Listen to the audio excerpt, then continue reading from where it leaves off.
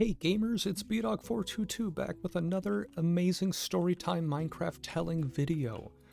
In case you are unaware of what I look like this. Long flowing blonde hair, patchworky facial hair, and ivory white skin that makes the sun look like a fucking refractor beam.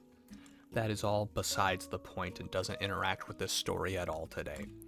But with that, I had a nice trouble call while on call for a guy who was having issues with his internet at his home. There's one little weird aspect to this story, and it's the fact that every time he calls in with internet issues, he then cancels the trouble call when the technician shows up at his door, not letting them go inside to check anything out. Now, this is kind of normal. Some people don't like having random weirdos inside their home, and I can understand that. But at the same time, there's only so much I can do outside of your home to figure out why the fuck stuff isn't working when the issue could be inside of the home in an area where you're not letting me look. With that, this guy kind of didn't get the choice since he called in after hours because he wasn't answering his phone and I was already driving to his bitch ass. I show up, I start ringing his doorbell, and he opens up the garage door for me. Which is weird, I'm at your front door. But later found out the front door's kinda blocked. But that's a story for right now. He invites me in through the garage, and he's a little perturbed that I kinda just invited myself to his doorstep to figure out his internet. And when he leads me in past the garage, up the stairs and into his little bedroom and office kind of living room setup, I make a stunning realization as to why he doesn't want people in his home. This man, while not a big figure in the community, is a little bit well known and is a functioning alcoholic. His booze of choice is wine.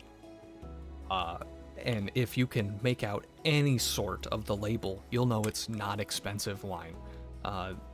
Basically, think of going to your local, grocer, small grocer, and just saying, hey, do you have wine that's cheaper than $5? And normally they have a fire sale on shit that's just not selling. With that, I plug into his modem, ignoring all of the open wine bottles. And this is the only picture I was able to take because the rest of the home, besides this area with the bottles, was just littered with garbage and trash.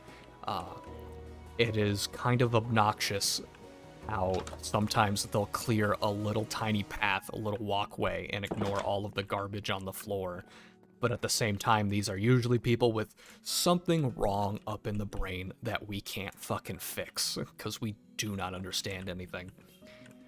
But I plug on in and everything's working out just fine, and I'm looking at his little eMachine.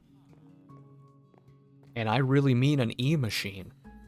A dusty, ancient, old decrepit computer, still running Windows XP, which is actually pretty swag, not gonna lie. But he's complaining that his web pages are opening slowly. So I plug into his modem and his router, and we're taking signal, and everything's perfectly fucking fine. Signal is right in the Goldilocks zone. There is no sort of ingress or bad signal getting in on the line, and I can't find any damages with it, and there's no packet loss, and he's getting full internet speed. So I'm just like, hey, really weird, I'm getting full speeds out of this. And when we plug into your machine, all of a sudden it gets really slow. Did a little bit of digging.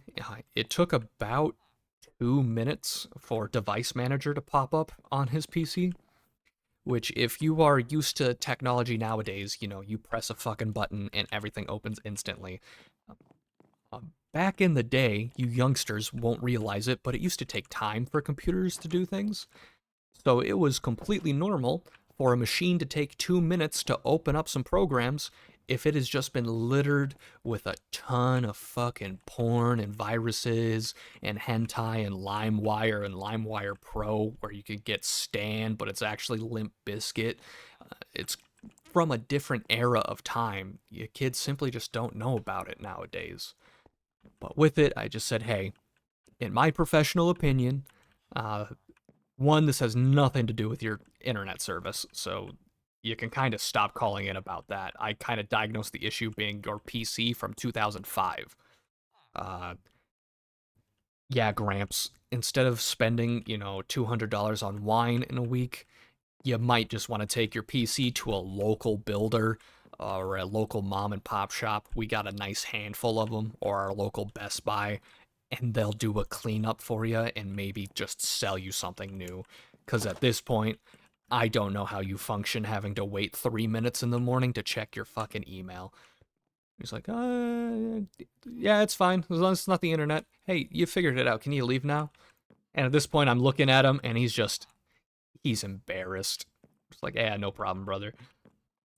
I go ahead, I take my leave, and I left a little note on his account in case I had to come back, because I don't like making repeat visits for people who will call in calls and then just say, don't actually need you, go away. Because if I have to get my happy ass out of bed in the morning while I'm on call to go and check out your internet problems, I kind of want to make sure that there's not internet problems. And if I have to waste an hour of my day when I could have been at home, I'm not the happiest camper. But I kept a lookout on his account, and sure enough, he has not called in a single time since, thankfully. So more power to him. Hopefully he learned how to recycle glass bottles, because if not, soon he's going to be drowning just like the War Thunder guy, and I think the glass is going to hurt a lot more to fall into. That's today's story. Thanks for watching.